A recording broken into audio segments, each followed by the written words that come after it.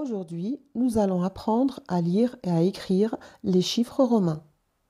Les chiffres romains, on les retrouve notamment en histoire des idées lorsqu'on parle des siècles ou des rois. Cette numérotation utilise 7 symboles qui correspondent chacun à un nombre. La lettre I majuscule représente le chiffre 1.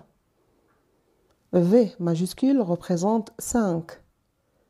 X majuscule représente 10.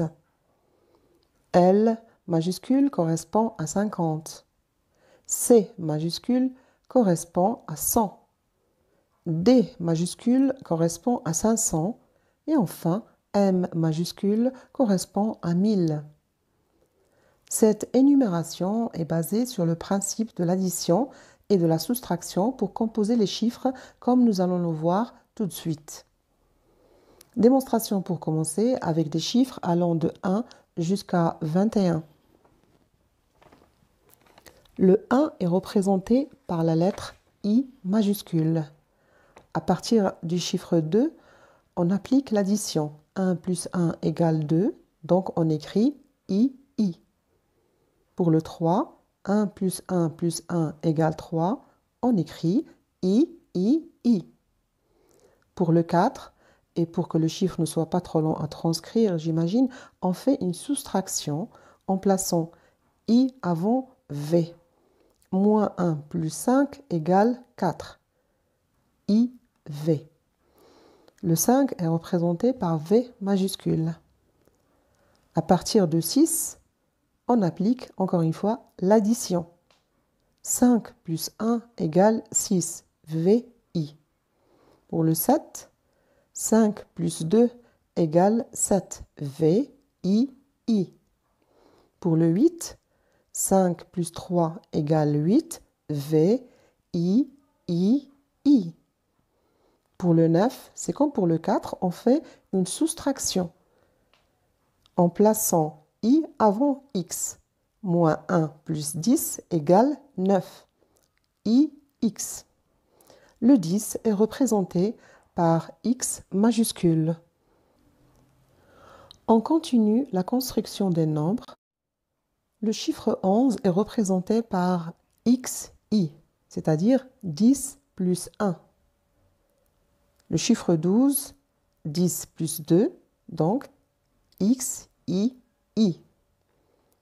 13, c'est 10 plus 3, XII. 14, c'est 10 plus 4, donc on écrit XIV. 15, 10 plus 5, donc on écrit XV. Pour 16, c'est 10 plus 6, on écrit donc XVI. Pour 17, c'est 10 plus 7, on écrit XVII. Pour 18, on écrit 10 plus 8, XVIII. Pour 19, c'est 10 plus 9, XIX. Pour 20, c'est 10 plus 10, on écrit XX. Et enfin, pour 21, on écrit XX1. 21. Comme vous le voyez, il est important de retenir au moins les 3 premiers symboles I, V, X pour pouvoir vous y retrouver.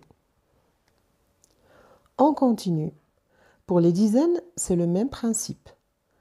30, c'est 3 fois X. X, donc 30. Pour 40, on fait la soustraction en plaçant 10 avant 50. XL. Pour 60, c'est l'addition. On met 50 plus 10. LX. Pour 70, on met 50 plus 20. LXX. Pour 80, on écrit LXXX, c'est-à-dire 50 plus 30. Donc 80. Pour 90, on écrit XC. C représente 100 et X représente 10. Donc, on soustrait 10 de 100, ça nous donne 90. XC. Voici d'autres exemples. 24. 24, on peut décortiquer le chiffre comme ça. 24 correspond à 20 plus 4. XXIV. 35 correspond à XXXV, c'est-à-dire 30 plus 5. 35. 45, c'est XLV. X, c'est 10, L, c'est 50. Donc, on soustrait 10 de 50, ça nous donne 40. Et on ajoute V, c'est-à-dire 5, ça nous donne 45. 61, on met L, qui correspond à 50. On ajoute X, c'est-à-dire 10. Et on ajoute 1, ça nous donne 61. Pour écrire 120, on met C, qui représente 100, et on ajoute 20. XX, CXX, 120. Pour 501, on écrit DI. D représente le chiffre 500 et I représente le chiffre 1. DI, 501. Et enfin, un dernier exemple, 1150. Comment on écrit 1150? On met M qui représente 1000. On ajoute C qui représente 100. Et on termine avec L. 1150. Merci de votre attention.